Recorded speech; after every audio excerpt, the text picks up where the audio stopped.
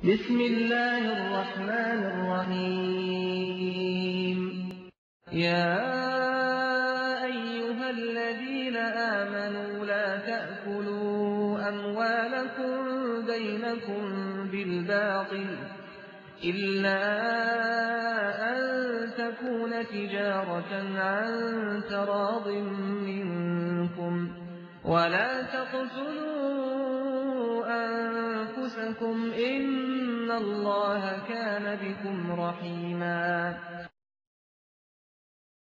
جبرائیل اللہ کے نبی کے پاس آئے، حدیث کے لفظ سنیے، جبرائیل اللہ کے نبی کے پاس آئے اور ان قراء کا حال بیان کیا کہ وہ اپنے اللہ سے جا ملے، تو اللہ کے نبی صلی اللہ علیہ وسلم نے ان قاتلوں کے لیے 40 دن تک فجر کی نماز میں قنوت نازلہ پڑھی۔ جبرائیل آئے، جبرائیل بھی بابی تھے، اسے نہیں پتا تھا کہ نبی عالم الغیب ہے، اسے آنے کی کیا ضرورت تھی؟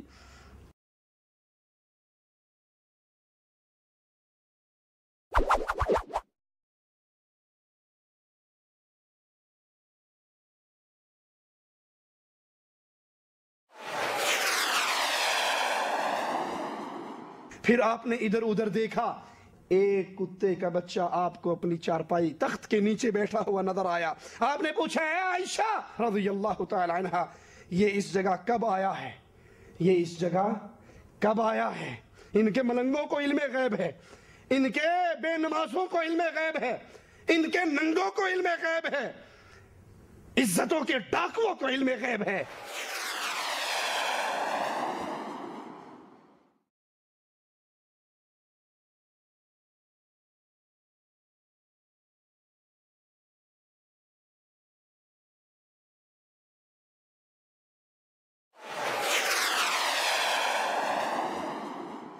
یہ عائشہ، مومنوں کی ماں عائشہ، عظیم ترین کائنات کی عورت عائشہ رضی اللہ تعالیٰ عنہ فرماتی ہے، اللہ کی قسم اے نبی مجھے نہیں پتا یہ کب آیا۔ تمہاری رابعہ بصری کو بھی علم غیب ہے، عدی کلندری کو بھی علم غیب ہے، اور یہاں مومنوں کی ماں عائشہ فرما رہی ہے مجھے نہیں پتا یہ کب آیا۔ پاکستان سیالکوٹ کا ایک پیر ہے، وہ کہتا ہے میں کتا ہوں آقا کا، اور کتوں کا کام بھونکنا ہوتا ہے، سارے مل کے بھونکو، پیر بھی بھونکتا ہے، باقی مجمع بھی بھونکتا، لا حول ولا قوت الا باللہ۔ دینے اسی کتے ہاں، صحیح تو سب کے اندر میں بھی کتا۔ یہ نظر والا کتا شہر بغداد میں جہاں بیٹھتا 30-40 کتے اس کی مجلس میں عدد کے ساتھ بیٹھ جاتے تھے۔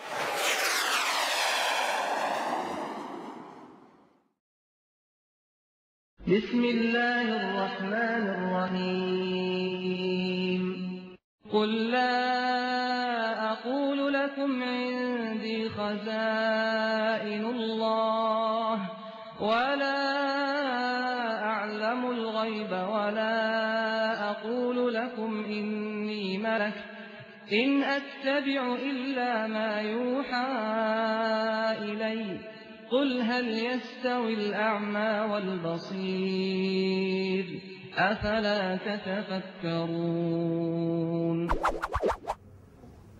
إن الحمد لله نحمده ونصلي على رسوله الكريم. أعوذ بالله من الشيطان الرجيم. بسم الله الرحمن الرحيم. قل هو الله أحد الله الصمد لم يلد ولم يولد ولم يكن له كفوا أحد.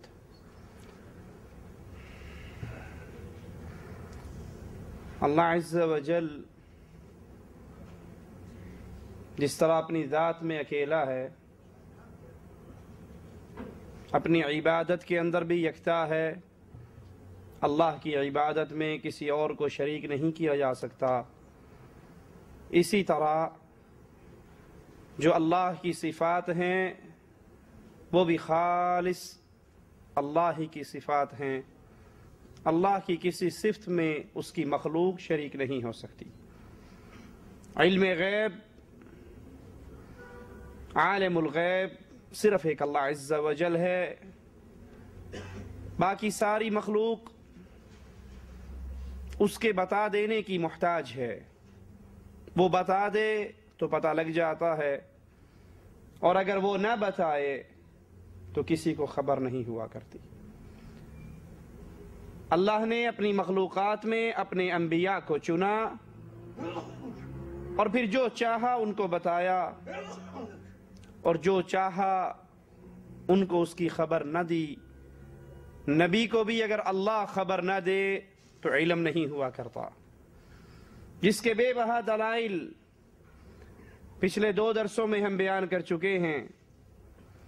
آئیے محمد کریم صلی اللہ علیہ وسلم کی زندگی کے کچھ اور واقعات کو سنیں۔ بخاری و مسلم میں ہے، غزوہ خیبر کے موقع پر رسول اللہ صلی اللہ علیہ وسلم کے پاس آپ کے صحابی حضرت دحیہ آئے اور عرض کی، یا رسول اللہ صلی اللہ علیہ وسلم مجھے بھی کوئی ایک باندی عطا کر دیجئے۔ تو اللہ کے نبی علیہ الصلاۃ والسلام نے فرمایا، جاؤ اور کوئی باندی لے لو۔ وہ گئے اور انہوں نے صفیہ کو لے لیا۔ کہنے والے نے رسول اللہ صلی اللہ علیہ وسلم سے کہا، یا رسول اللہ صلی اللہ علیہ وسلم، یہ صفیہ تو سردار کی بیٹی ہے، آپ نے دحیہ کو دے دی، یہ تو آپ کے لیے مناسب تھی، یہ تو آپ کے لیے بہتر تھی، یہ تو آپ کے لائق تھی، آپ اس کو لیتے۔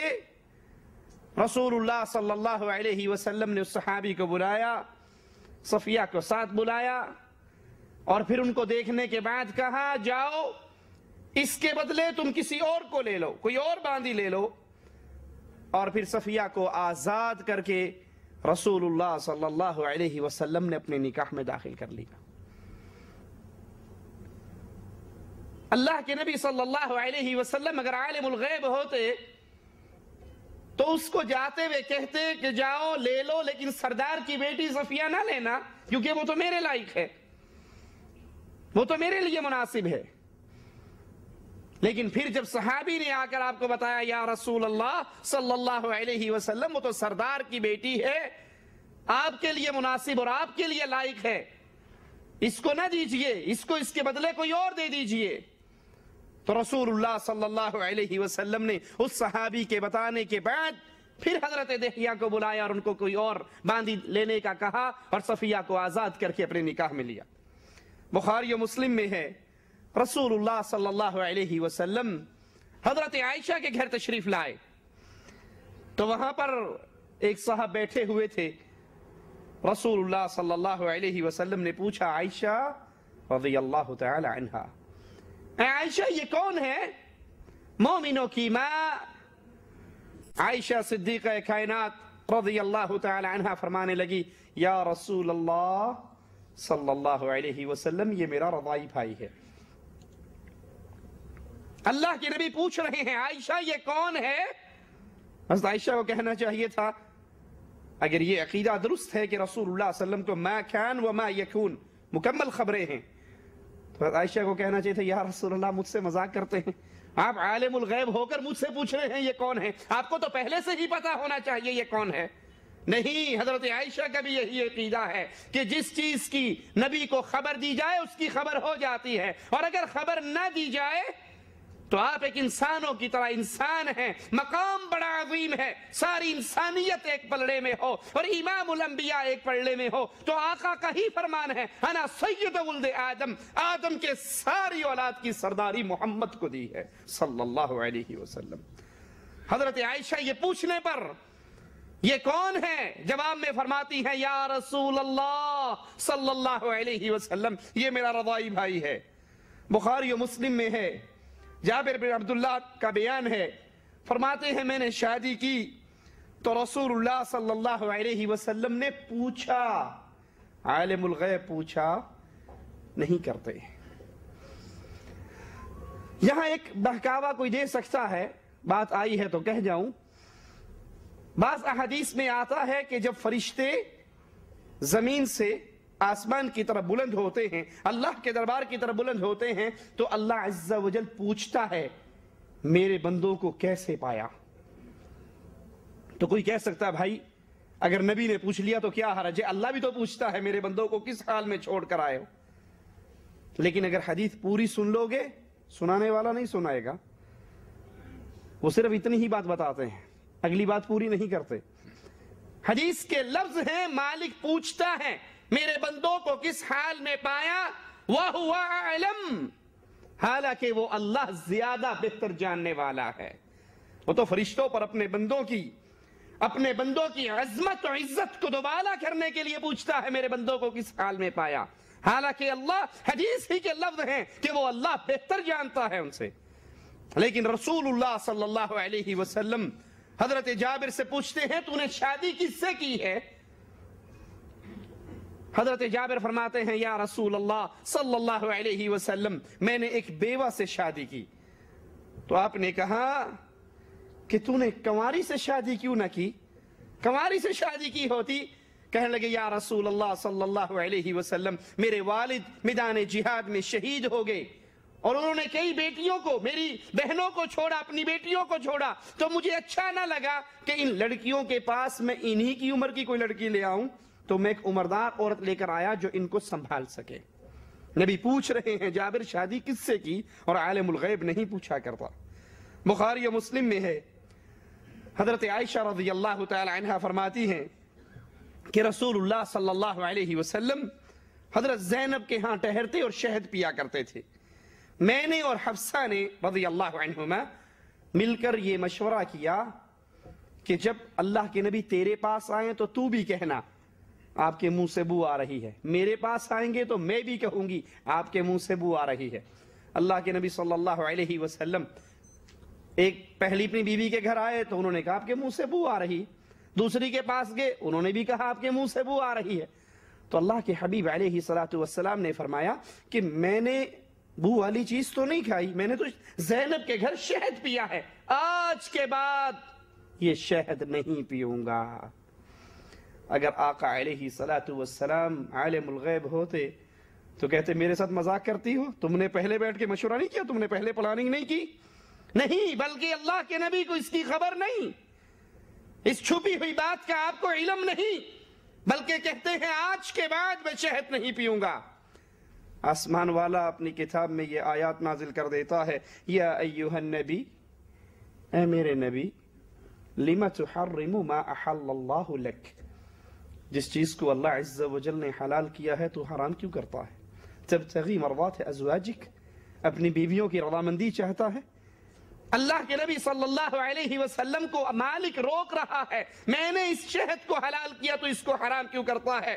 اور قرآن اسی قصے کو بیان کرتے ہوئے مزید اس کی وضاحت کرتا ہے, فَلَمَّا نَبَّأَهَا بِهِ قَالَتْ مَنْ أَنْبَأَكَ هَذَا قَالَ نَبَّأَنِيَ الْعَلِيمُ الْخَبِيرُ. جب نبی کریم کو یہ بات بتائی تو وہ کہنے لگی اس کی خبر آپ کو کس نے دی. نبی کی زوجہ محترمہ پوچھ رہی ہیں, مومنوں کی ماں حفصہ پوچھ رہی ہیں, من انباک ھذا, یہ خبر آپ کو کون دے رہا ہے, یہ بات آپ کو کس نے بتائی ہے, یہ تو ہمارے درمیان کی بات ہے, آپ تک یہ کیسے پہنچی. اگر رسول اللہ صلی اللہ علیہ وسلم عالم الغیب ہوتے تو آپ کی زوجہ محترمہ آپ سے یہ سوال کیوں کرتی, من انباک ھذا, آپ کو یہ خبر کس نے پہنچائی. جو نبی پر ایمان آپ کے صحابہ کا تھا, آپ کی صحابیات کا تھا, آپ کی ازواج کا تھا, آپ کی اولاد کا تھا, ہم تو اس کی خاک کو بھی نہیں پہنچ سکتے. اگر نبی عالم الغیب ہوتے تو نبی کی یہ بیوی کیوں کہتی؟ یہ آیت قرآن کی زینت کیسے بنتی اور اس کا کیا ترجمہ کیا جاتا؟ من انباک ھذا، یہ جو بات آپ تک پہنچی ہے یہ آپ کو کس نے خبر دی ہے؟ اور پھر آئیے نبی کریم صلی اللہ علیہ وسلم کی جواب کے اندر پورے اس عقیدے کا رد ہے کہ میں عالم الغیب ہوں۔ آپ فرماتے ہیں قال نبانی العلیم الخبیر، مجھے علیم نے، خبیر نے، علم والے نے، خبر رکھنے والے نے یہ بات بتائی۔ آپ کو اس کے جواب میں تو یہ کہنا چاہیے تھا کہ میں عالم الغیب ہوں، مجھے ساری باتیں پتا ہیں۔ تم پوچھتی ہو کہ آپ کو یہ خبر کس نے دی؟ اگر نبی عالم الغیب ہوتے تو یہ فرماتے میں عالم الغیب ہوں، غیب کی ساری باتیں میرے سامنے ہیں، لوگوں کے دل میری مٹھیوں میں ہیں، جو ان کے دل میں پلاننگ ہوتی ہے وہ میں جانتا ہوں، جو ان کی زبان پہ آتی ہے میں جانتا ہوں۔ نہیں، آپ نے یہ دعوے نہیں کیے، بلکہ کہا نبانی العلیم الخبیر، یہ خبر اللہ علیم نے، اللہ خبیر نے مجھ تک پہنچائی ہے۔ یہ آیت سمجھنے والوں کے لیے یہی ایک آیت کافی ہے، سمجھنے والوں کے لیے نبی کی ایک حدیث کافی ہے۔ لیکن یہ احادیث اپنے دلوں میں اتاریے، شریعت کے ان حقائق کو اپنے سامنے رکھیے، اور پھر مولویوں کے ان دعووں کو لائیے، کتاب اللہ اور سنت رسول اللہ پر پیش کیجئے، جن کا یہ دعویٰ ہے ہمارے نبی بھی عالم الغیب ہیں، ولی بھی عالم الغیب ہیں، پیر اور فقیر بھی عالم الغیب ہیں۔ یہ دعویٰ قرآن و حدیث کی واضح دلیلوں سے ٹکرانے والا دعویٰ ہے۔ بخاری و مسلم میں ہے، رسول اللہ صلی اللہ علیہ وسلم کے سامنے ایک صحابی آتے ہیں، اپنی بیوی کے خلاف شکایت پیش کرتے ہیں۔ یا رسول اللہ صلی اللہ علیہ وسلم، میں نے اپنی بیوی کو ایک غیر مرد کے ساتھ تنہائی میں پایا ہے، ہمارے اس معاملے کا فیصلہ آپ فرما دیجئے۔ رسول اللہ صلی اللہ علیہ وسلم کیا کرتے ہیں ذرا سنیے، اپنے ہاتھ بلند کرتے ہیں، مالک سے دعا کرتے ہیں، اے اللہ تو اس مسئلے کا، تو اس معاملے کو صاف کر دے، تو اس کا فیصلہ فرما دے، اس کو واضح کر دے۔ تو مالک اپنے حبیب کی دعا قبول کر کے اس عورت کو جو بیٹا دیتا ہے وہ اسی آدمی کی ہم شکل دیتا ہے جس کو تنہائی میں اس کے ساتھ پایا گیا تھا، اور معاملہ واضح ہو جاتا ہے۔ اب سوچئے ذرا اس حدیث کو، اس قصے کو سامنے رکھ کر، اللہ کے نبی صلی اللہ علیہ وسلم صحابی کی بات سن کر یہ نہیں کہتے کہ مجھے غیب کی خبر ہے، تو مجھ سے پوچھ لے میں بتا دیتا ہوں، تجھے شک ہے اپنی بیوی پر کہ تنہائی میں غیر مرد کے ساتھ تو نے دیکھا ہے، میں تجھے تفصیل بتاتا ہوں، میں عالم الغیب ہوں، اس نے یہ کیا اور یہ نہیں کیا، یا بھی کچھ کیا ہی نہیں۔ اللہ کے نبی نے یہ نہیں فرمایا۔ کچھ لوگوں کا یہ بھی دعویٰ ہے نبی صلی اللہ علیہ وسلم ہر وقت ہر جگہ پہ موجود ہیں، حاضر و نادر ہیں، بلکہ حاضر و نادر کی قصے نبی تو بہت دور کی بات ہے، اپنے پیروں کے ساتھ بھی مشہور کیے ہوئے ہیں۔ احمد رضا خان صاحب بریلوی اپنے ایک پیر کا قصہ لکھتے ہیں، ایک پیر صاحب کے مرید کی 2 بیویاں تھیں۔ یہ مرید صبح پیر صاحب کو ملنے کے لیے گیا تو پیر نے اسے کہا کہ تم رات کو ایک ہی کمرے میں تمہاری 2 بیویاں تھیں اور ایک کے جاگتے ہوئے تم دوسری کے ساتھ حق زوجیت کیوں ادا کر رہے تھے؟ مرید کا سر نیچے ہو گیا، پیر صاحب نے اندر دیا بھی خبراں میں، کہنے لگا حضرت وہ تو سو رہی تھی۔ کہا نہیں، سو نہیں رہی تھی، آنکھیں بند کی ہوئی تھی، بس سوتے میں جاگتی تھی۔ کہا اچھا چلو مان لیتا ہوں کہ نہیں سوئی تھی، پیر جی یہ بتائیں آپ کو کیسے پتا لگا؟ یہ اندر کی بات، 4 دیواری کا معاملہ، کمرے بند، کنڈی لگی ہوئی، رات کا ٹائم، باپا جی تو انو کی میں خبر ہو گئی۔ کہنے لگا سنو، کیا تمہارے غرفہ نوم میں کوئی چارپائی خالی تھی؟ ایک چارپائی کوئی خالی تھی؟ کہا ہاں جی ایک چارپائی تو پیر صاحب وہاں خالی تھی، کہا اسی پہ تو میں بیٹھا تھا۔ لا حول ولا قوت الا باللہ۔ یہ شریف پیر کا کام ہے، یہ بدماش پیر ہے۔ یہ کہتے ہیں نبی تو بہت دور ہے، ہمارے پیر بھی ہر جگہ پہ ہوتے ہیں۔ تصور پیر کا یہ عقیدہ ہے کہ پیر کو لمحے لمحے کی خبر ہوتی ہے۔ اگر اس دعوے کو مان لیا جائے کہ پیروں کو، فقیروں کو، بابوں کو، بزرگوں کو ولیوں کو علم غیب بھی ہوتا ہے اور وہ ہر جگہ پہ موجود بھی ہوتے ہیں. جیسے یہی احمد رضا خان صاحب اسی ملفوظات کے اندر فرماتے ہیں ہمارے جو فلاں پیر صاحب تھے وہ ایک وقت میں 10,000 جگہوں پہ موجود ہوا کرتے تھے. ایک وقت میں 10,000 جگہوں پہ موجود ہیں, 10,000 دعوتیں کھا رہے ہیں. تو اللہ کے نبی صلی اللہ علیہ وسلم کے دربار میں جب یہ قضیہ پیش ہوا, اللہ کے حبیب علیہ السلام میں نے اپنی بیوی کو تنہائی میں غیر مرد کے ساتھ دیکھا ہے, اس معاملے کو واضح کر دیجئے, صاف کر دیجئے. تو اللہ کے نبی اللہ سے دعا کرتے ہیں, اے اللہ یہ تیرے دو بندوں, ایک بندے اور بندی کے درمیان یہ ماجرا ہے, اللہ تو اس کو صاف کر دے. نبی نے یہ نہیں کہا میں عالم الغیب ہوں, مجھے غیب کی خبریں ہیں, میں جانتا ہوں انہوں نے کیا کیا یا نہیں کیا, یا میں حاضر ناظر ہوں, ہر وقت ہر جگہ پہ موجود ہوں, مجھے پتا ہے, میں تو اس کمرے میں پہلے سے موجود تھا جہاں یہ تھے. نہیں, اللہ کے نبی نے اللہ سے دعا کی اور اللہ نے اس عورت کو اس مرد کی کا ہم شکل بچہ عطا کیا جس سے وہ ماجرا صاف ہوا. بخاری و مسلم میں ہے, جابر بن عبداللہ رضی اللہ عنہ وارضاہ فرماتے ہیں ایک مرتبہ بیمار ہوا, اللہ کے نبی صلی اللہ علیہ وسلم اور ابو بکر رضی اللہ عنہ وارضاہ پیدل میری عیادت کے لیے تشریف لائے. میں نے عرض کیا یا رسول اللہ صلی اللہ علیہ وسلم میں اپنے مال کا کیا کروں, میرے پاس بہت مال ہے, میں اس کا فیصلہ کیسے کروں. تو اللہ کے نبی صلی اللہ علیہ وسلم نے کوئی جواب نہیں دیا. صحابی سوال کر رہے ہیں, اے اللہ کے نبی میرے پاس مال ہے, میں اس مال کا فیصلہ کیسے کروں. اللہ کے نبی صلی اللہ علیہ وسلم نے کوئی جواب نہیں دیا, خاموش ہو گئے.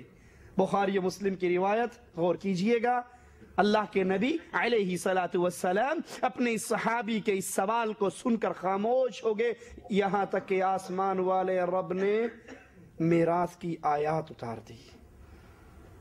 اگر اللہ کے نبی عالم الغیب ہوتے تو سوال کرتے ہی فوراً جواب دیتے ہوئے فرماتے تو اپنے مال کو اس طرح ڈیوائیڈ کرے گا, تیری اولاد کا اتنا حصہ ہوگا, تیری بیوی کا اتنا حصہ ہوگا. آپ خاموش رہے جب تک آسمان والے رب نے آپ پر میراث کی آیات نازل نہیں کر دی. یہی قصہ سورۃ کہف کے اندر نہیں موجود. یہودیوں نے آ کر رسول اللہ صلی اللہ علیہ وسلم سے 3 سوال کیے تھے اور آپ نے جواب میں کہا تھا کل جواب دوں گا. نبی کب جواب دیتا ہے, جب آسمان والا وہی بھیج دیتا ہے. اور نبی کو امید تھی کہ یہودی سوال کرنے آئے ہیں, میں اللہ کا رسول ہوں, میں کل تک وہی آ جائے گی, جواب دے دوں گا. آپ سے آپ کی سبحان مبارک سے انشاءاللہ کا جملہ نہیں نکلا. آپ نے انشاءاللہ نہیں کہا, کہا کل جواب دے دوں گا. کل بھی گزر گئی, پرسوں بھی گزر گئی, ہفتہ بھی گزر گیا. یہودی مذاق کر رہے ہیں, یہ نبی بنے پھرتے ہیں, یہ نبوت کے دعوے دار ہیں اور یہ کہتے ہیں مجھ پہ اللہ کی وحی آتی ہے. انہوں نے وعدہ کیا تھا کل جواب دوں گا, کل آ گئی گزر گئی, پرسوں آئی اور گزر گئی, جواب نہیں دیا. ہمارے سوالوں کا جواب دیجئے. جب عرش والے نے وحی اتاری تو سب سے پہلے اسی بات پہ کہا وَلَا تَقُولَنَّ لِشَيْءٍ إِنِّي فَاعِلٌ ذَلِكَ غَدًا إِلَّا أَن يَشَاءَ اللَّهُ. اے میرے پیارے, کبھی بھی کسی کام کے بارے میں یہ نہ کہا کرو کہ میں کل یہ کام کروں گا, کل یہ کہوں گا, کل یہ بتاؤں گا. الا مگر اس کے ساتھ ساتھ انشاءاللہ کہہ دیا کرو کہ اگر اللہ چاہے گا تو بتاؤں گا, اللہ نہ چاہے گا تو میں بتا. رسول اللہ صلی اللہ علیہ وسلم جب کفار مکہ کو اطلاع دیتے ہیں معراج کے سفر کی, ابو جہل دوڑتا ہے, قربان جاؤں ابو بکر کے ایمان پہ رضی اللہ عنہ وارضاہ, اور ابو بکر سے پوچھتا ہے ابو بکر کیا یہ ممکن ہے کوئی شخص رات کے ایک پہر میں بیت اللہ سے بیت المقدس, بیت المقدس سے آسمانوں پر جنتوں کو دیکھ کر انبیاء سے مل کر واپس آ جائے رات کے ایک ہی پہر میں. کہا نہیں, یہ ممکن نہیں. بیت اللہ سے بیت المقدس 6 ماہ کا سفر رات کے ایک پہر میں, یہ ممکن نہیں. ابو جہل کہتا ہے ابو بکر تجھے پتا ہے یہ دعویٰ کس نے کیا ہے؟ کہا کس نے کیا ہے؟ اور ابو جہل دل میں خوش ہو رہا ہے کہ آج میں نے رسول اللہ صلی اللہ علیہ وسلم کے دستے راست کو آپ سے بدزن کر دیا، اس کو بھی میں نے توڑ لیا، اس کے دل میں وسوسہ پیدا کر دیا۔ ابو بکر رضی اللہ عنہ وارضاہ پوچھتے ہیں ابو جہل تو نے یہ جملہ کس سے سنا ہے، یہ دعویٰ کس نے کیا ہے؟ کہا جس کو تو اپنا رسول کہتا ہے وہ یہ کہتا ہے میں رات کے ایک پہر میں آسمانوں پہ گیا، بیت المقدس میں گیا، بیت المقدس سے آسمانوں پہ گیا۔ ابھی تک ابو بکر کی ملاقات رسول اللہ صلی اللہ علیہ وسلم سے نہیں ہوئی، ابو جہل سے سنا۔ کہا سن اے ابو جہل، اگر تو یہ کہتا ہے یہ دعویٰ امام الانبیاء محمد رسول اللہ نے کیا ہے تو اللہ کی قسم ابو بکر کہتا ہے محمد سچ فرماتے ہیں صلی اللہ علیہ وسلم۔ ابو جہل حیران رہ جاتا ہے، کہتا ہے اے ابو بکر کیا عقل مانتی ہے؟ کہا عقل مانے نہ مانے ابو بکر کا ایمان مانتا ہے، محمد جھوٹ نہیں بولتے صلی اللہ علیہ وسلم۔ میرے نبی نے کہا تو نبی گئے۔ کفار مکہ رسول اللہ صلی اللہ علیہ وسلم سے بیت المقدس کے بارے میں سوالات کرتے ہیں۔ حدیث کے لفظ ہیں، اللہ کے نبی فرماتے ہیں جب مجھے بیت المقدس کے بارے میں انہوں نے پوچھنا شروع کیا، مجھے اتنی تکلیف ہوئی، مجھے اتنا دکھ ہوا کہ جو یہ پوچھ رہے تھے اس کا جواب میرے پاس نہیں تھا، یہاں تک کہ اللہ عز و جل نے بیت المقدس کو میرے سامنے کر دیا۔ یہ پوچھتے رہتے اور میں اس کو دیکھ کر جواب دیتا رہتا۔ اللہ عز و جل چاہے اپنے نبی کو اطلاع دے دے اور اللہ کے نبی صلی اللہ علیہ وسلم پر وحی نہ آئے تو چھپی ہوئی بات کا، غیب کی خبروں کا علم رسول اللہ صلی اللہ علیہ وسلم کو بھی نہیں ہوتا، وہ اللہ کی وحی کے محتاج ہوتے ہیں۔ نعمان بن بشیر نے بیان کیا کہ ان کے والد نے انہیں رسول اللہ صلی اللہ علیہ وسلم کی خدمت میں لائے اور عرض کیا کہ میں نے اپنے بیٹے کو ایک غلام دیا ہے، ایک غلام ہبہ کیا ہے میں نے اپنے بیٹے کو۔ اللہ کے نبی صلی اللہ علیہ وسلم کے پاس لا کر وہ یہ کہتے ہیں تو آقا علیہ الصلوۃ والسلام پوچھتے ہیں کہ یہ بتاؤ کیا تمہارے اور لڑکے بھی ہیں؟ یہ ایک ہی بیٹا ہے تمہارا یا اور بیٹے بھی ہیں؟ عالم الغیب یہ سوال کیا کرتا، ان کو تو پہلے سے پتا ہوتا ہے اس کی کتنی اولاد ہے، اور نبی پوچھ رہے ہیں تمہارا یہ ایک بیٹا ہے یا اور بیٹے بھی ہیں؟ کہا نہیں یا رسول اللہ صلی اللہ علیہ وسلم میرے تو اور بیٹے بھی ہیں۔ کہا پھر کیا تم نے اپنے ہر بیٹے کو ایک ایک غلام دیا ہے؟ تو وہ کہنے لگے نہیں یا رسول اللہ صلی اللہ علیہ وسلم میں نے ہر بیٹے کو تو غلام نہیں دیا۔ فرمایا پھر اس بیٹے سے بھی اپنا غلام واپس لے لو۔ نبی پوچھ رہے ہیں تمہارا یہی ایک بیٹا ہے یا اور بیٹے بھی ہیں؟ تم نے صرف اس کو دیا ہے یا سب کو دیا ہے؟ عالم الغیب یہ سوال نہیں کیا کرتا، اس کے سامنے تو ہر چیز ایک ہتھیلی اور انگوٹھے میں نظر آتی ہے، جس طرح ان کا اپنے پیروں اور فقیروں کے بارے میں دعویٰ ہے۔ بخاری و مسلم میں ہے ایک قبیلے کے 8 افراد رسول اللہ صلی اللہ علیہ وسلم کے پاس آئے، آپ کے ہاتھ پر بیعت کی اور پھر بیمار ہو گئے تو اللہ کے نبی علیہ الصلوۃ والسلام نے ان 8 افراد کو اپنے چرواہے کے پاس جہاں اونٹ تھے وہاں بھیج دیا اور ان کے علاج کے لیے اونٹنی کا دودھ اور اس کا پیشاب ملا کر پینے کا حکم دیا۔ ان مریضوں نے وہاں جا کر وہ پیا، وہ صحت یاب ہو گئے، اور ٹھیک ہونے کے بعد پھر انہوں نے رسول اللہ صلی اللہ علیہ وسلم کے چرواہے کو قتل کر دیا اور اونٹوں کو بھگا کر لے گئے۔ اس کی خبر رسول اللہ صلی اللہ علیہ وسلم تک پہنچی، آپ نے اپنے صحابہ کو ان کی تلاش میں بھیجا، پھر ان کو پکڑا گیا اور اللہ کے نبی کے پاس لایا گیا، پھر آپ نے ان کے اوپر سزا کے آرڈر جاری کیے۔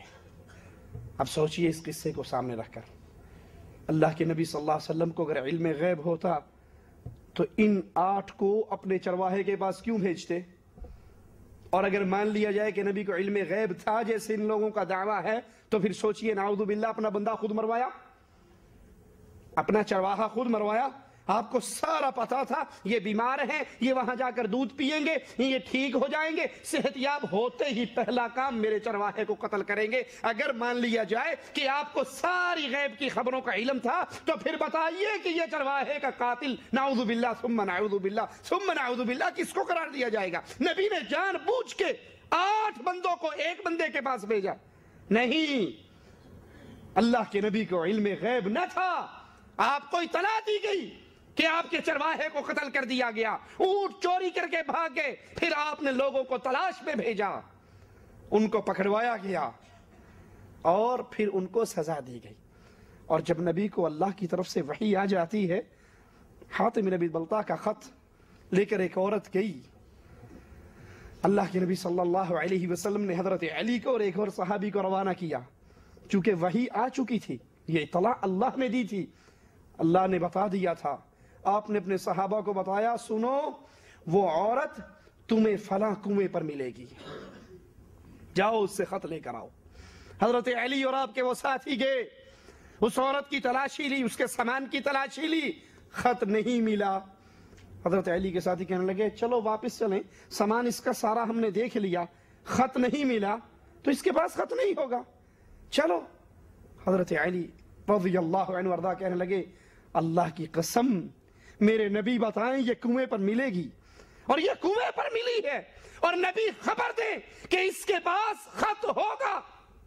اور یہ کیسے ہو سکتا ہے کہ خط اس کے پاس نہ ہو، کیونکہ نبی جب بولتا ہے عرش والے کی وحی سے بولتا ہے۔ حضرت علی نے تلوار نکالی، کہا ہے عورت یا تو وہ خط ہمارے حوالے کر دے یا پھر تیرے ساتھ بہت برا ہونے والا ہے، پھر تیری تلاشی ہم لیں گے۔ اس عورت نے کہا اپنا منہ پرے کرو، انہوں نے منہ موڑا، اس نے اپنے چٹیا کو کھولا اور بالوں میں گوندا ہوا اس خط کو نکال کر ان کے حوالے کر دیا۔ نبی کو جب اللہ وحی کر کے بتا دے پتہ لگ جاتا ہے، اور جب نہ پتا ہو نہ وحی آئے، آپ نے 8 افراد کو چرواہے کے پاس بھیجا، ان کے علاج کے لیے، جب وہ شفا یاب ہو گئے اسی کو قتل کیا اور اونٹوں کو بھگا کر لے گئے۔ جنگ بدر کے موقع پر 2 نوجوان رسول اللہ صلی اللہ علیہ وسلم کے پاس آئے اور دونوں کا دعویٰ تھا یا رسول اللہ صلی اللہ علیہ وسلم ابو جہل کو میں نے قتل کیا ہے۔ دوسرا کہہ رہا تھا یا رسول اللہ صلی اللہ علیہ وسلم ابو جہل کو میں نے قتل کیا ہے۔ اللہ کے نبی صلی اللہ علیہ وسلم عالم الغیب ہوتے تو کہتے مجھے پتا ہے کس نے مارا ہے، مجھے سارا پتا ہے، میں عالم الغیب بھی ہوں، میں حاضر ناظر بھی ہوں، جب وہ قتل ہو رہا تھا وہاں میں موجود تھا، میں دیکھ رہا تھا کون مر رہا ہے، کون مار رہا ہے۔ آپ نے یہ نہیں کہا، پوچھا کیا تم دونوں نے تلواریں صاف کر دی؟ اگر تم دونوں نے مارا ہے تو لازمی بات ہے تلواروں پہ خون بھی لگا ہوگا، تم نے تلواریں صاف کر دی یا تلواریں ابھی باقی ہیں، ابھی صاف نہیں ہوئی؟ دونوں کہنے لگے نہیں یا رسول اللہ صلی اللہ علیہ وسلم ہم نے تلواریں صاف نہیں کی۔ آپ نے اپنی تلواریں لے کر آؤ، آپ نے دیکھا دونوں نوجوانوں کی تلواروں پہ خون لگا ہوا تھا، آپ فرمانے لگے تم دونوں نے اس کو مارا ہے، تم دونوں نے اس کو مارا ہے۔ کب کہا؟ جب ان کی تلواروں پہ لگے ہوئے خون کو دیکھا، اور خون دیکھنے کے بعد آپ نے فرمایا تم دونوں نے ابو جہل کو قتل کیا ہے۔ بخاری و مسلم میں ہے رسول اللہ صلی اللہ علیہ وسلم غزوہ خندق سے واپس آئے، ہتھیار رکھ دیے، غسل کر لیا۔ جب آپ نے غسل فرما لیا تو جبرائیل علیہ السلام آپ کے پاس آئے اور اپنے سر سے غبار جھاڑ رہے تھے۔ انہوں نے کہا یا رسول اللہ صلی اللہ علیہ وسلم آپ نے تو ہتھیار رکھ دیے، اللہ کی قسم ہم فرشتوں نے ابھی تک ہتھیار نہیں اتارے، آپ کو ان پر فوج کشی کرنی ہے۔ اللہ کے حبیب علیہ السلام پوچھتے ہیں جبرائیل سے کن پر فوج کشی کرنی ہے؟ جبرائیل نے کہا ان پر فوج کشی کرنی ہے، اور نبی علیہ السلام پوچھ رہے ہیں جبرائیل کن پر فوج کشی کرنی ہے؟ تو پھر جبرائیل نے یہودیوں کے قبیلے بنو قریظہ کی طرف اشارہ کرتے ہوئے کہا کہ ان پر فوج کشی کرنی ہے، اور آپ نے پھر اپنے صحابہ کو حکم جاری کیا کہ چلو چلو یہودیوں کی بستی کی طرف۔ اب سوچئے اللہ کے نبی صلی اللہ علیہ وسلم عالم الغیب ہوتے تو خندق کے اس مارکے سے واپس آنے کے بعد ہتھیار کیوں اتارتے؟ ابھی اگلا مارکہ بھی ساتھ ہی تھا نا، اور پھر جبریل سے کیوں پوچھتے کہ کن پر فوج کشی کرنی ہے؟ جنگ بدر کے دن رسول اللہ صلی اللہ علیہ وسلم نے فرمایا کون دیکھ کر آئے گا ابو جہل کے ساتھ کیا ہوا؟ اللہ کے نبی اپنے صحابہ سے کہہ رہے ہیں کون دیکھ کر آئے گا ابو جہل کا کیا بنا؟ جاؤ لاشوں کو دیکھو، زندوں اور مردوں اور قیدیوں کو دیکھو، ابو جہل کے ساتھ کیا ہوا؟ نبی پوچھ رہے ہیں۔ عبداللہ ابن مسعود رضی اللہ عنہ وارضاہ کہتے ہیں یا رسول اللہ صلی اللہ علیہ وسلم یہ خدمت میرے ذمہ لگائیے، میں پتہ کر کے آتا ہوں ابو جہل کے ساتھ کیا ہوا۔ اور اگر نبی عالم الغیب ہوتے تو آپ کو صحابہ کو یہ کہنے کی ضرورت پیش نہ آتی کہ جاؤ دیکھ کر آؤ ابو جہل کے ساتھ کیا ہوا۔ بخاری و مسلم میں ہے اللہ کے نبی علیہ السلام حضرت میمونہ کے گھر داخل ہوئے، انہوں نے بھونی ہوئی گوہ آپ کے سامنے آپ کی خدمت میں پیش کی، آپ نے گوہ کی طرف ہاتھ بڑھایا، اتنے میں وہاں موجود عورتوں میں سے کسی نے کہا تم رسول اللہ صلی اللہ علیہ وسلم کو بتا کیوں نہیں دیتی کہ یہ جو بھنا ہوا گوشت آپ کے سامنے پیش ہوا ہے یہ گوہ کا گوشت ہے، تم نبی کو بتا کیوں نہیں دیتی؟ اور نبی یہ آواز سننے کے بعد اپنا ہاتھ گوہ سے دور کر لیتے ہیں، اس گوشت سے ہٹا لیتے ہیں۔ خالد ابن ولید رضی اللہ عنہ وارضاہ موجود ہیں، پوچھتے ہیں اے اللہ کے حبیب علیہ السلام کیا گوہ حرام ہے؟ تو آپ فرماتے ہیں نہیں حرام نہیں ہے، حلال ہے، میرا جی نہیں چاہتا۔ اپنا ہاتھ ہٹا لیا، اس سے پہلے اللہ کے نبی علیہ السلام اپنے ہاتھ کو اس گوشت کی طرف بڑھا چکے ہیں ایک عورت کی آواز سننے کے بعد، اور وہ عورت کیا کہتی ہے تم نبی کو بتا کیوں نہیں دیتی؟ کیا کریں گے ان حدیثوں کا؟ یہ دعویٰ کتنا خطرناک ہے اور نبی کی زندگی کے کتنے واقعات سے ٹکرا رہا ہے، اور اس دعوے کو پاش پاش کر رہے ہیں یہ واقعات، یہ نبی کی زندگی کے قصے کہ یہ دعویٰ کرنے والا جھوٹا ہے اپنے دعوے میں کہ محمد کو علم غیب تھا صلی اللہ علیہ وسلم۔ علم غیب صرف اللہ کی صفت ہے، وہ عالم الغیب ہے۔ اس کے بعد اللہ کے انبیاء اللہ کی وحی کے محتاج ہوا کرتے ہیں۔ بخاری و مسلم میں ہے رسول اللہ صلی اللہ علیہ وسلم کے پاس ایک شخص آیا جس کو بہت بھوک لگی ہوئی تھی، آپ نے اپنے اس مہمان کو اپنی ازواج کی طرف بھیجا، اپنے گھر کی طرف بھیجا کہ جاؤ میرے مہمان کو میرے گھر لے جاؤ، اس کو کھانا کھلا کر لاؤ۔ ازواج مطہرات کی طرف سے جواب آیا یا رسول اللہ صلی اللہ علیہ وسلم ہمارے گھروں میں سوائے پانی کے کچھ بھی نہیں ہے۔ سوچئے جس کو پتا ہو میرے گھر میں کھانے کے لیے کچھ نہیں وہ اپنے مہمان کو بھیجا کرتا ہے۔ نبی کی زوجات نے جواب دیا یا رسول اللہ صلی اللہ علیہ وسلم ہمارے گھر میں سوائے پانی کے کچھ بھی نہیں ہے، کھانا نہیں ہے۔ تو اللہ کے نبی علیہ السلام پھر اپنے صحابہ سے پوچھتے ہیں کون ہے جو محمد کے مہمان کو کھانا کھلائے گا صلی اللہ علیہ وسلم؟ ایک انصاری صحابی نے کہا یا رسول اللہ صلی اللہ علیہ وسلم آپ کے مہمان کو میں اپنے گھر لے جاؤں گا اور کھانا کھلاؤں گا۔ یہ صحابی نبی کے مہمان کو لے کر چلے، اپنے گھر پہنچے، بیوی سے پوچھا کھانا ہے؟ کہا اتنا ہی کھانا ہے کہ بچے پیٹ بھر سکتے ہیں، میرے اور تیرے لیے بھی نہیں ہے، صرف بچوں کے لیے ہے۔ نبی کے بعد مقام صحابیت ہے عزت میں، اللہ کی قسم کائنات بھر کے سارے پیر اور فقیر اکٹھے ہو جائیں، محمد کے کسی صحابی کے برابر ان کا مقام۔ تم تو پیروں اور فقیروں کے بارے میں کہتے ہو، پیر صاحب بغداد بیٹھے ہوتے تھے اور مرید مدینے بیٹھا ہوتا تھا، اپنا علم وہیں سینہ بسینہ ٹرانسفر کر دیا کرتے تھے۔ نبی کے بعد شان ہے صحابیت کی، پوری کائنات کے پیر و فقیر محمد کے ایک صحابی کے برابر نہیں ہو سکتے۔ اس صحابی کو بھی علم غیب، وگرنہ انہیں پہلے ہی پتا ہوتا بچوں کا کھانا ہے۔ آ کر بیگم سے کہتے ہیں بیوی بچوں کو تو بہلا پھسلا کے سلا دو اور کھانا مہمان کے پاس لے کر آ جانا۔ چراغ کا زمانہ تھا، چراغ ٹھیک کرنے کے بہانے اٹھنا اور چراغ بجھا دینا۔ ہم خالی ہاتھ بڑھاتے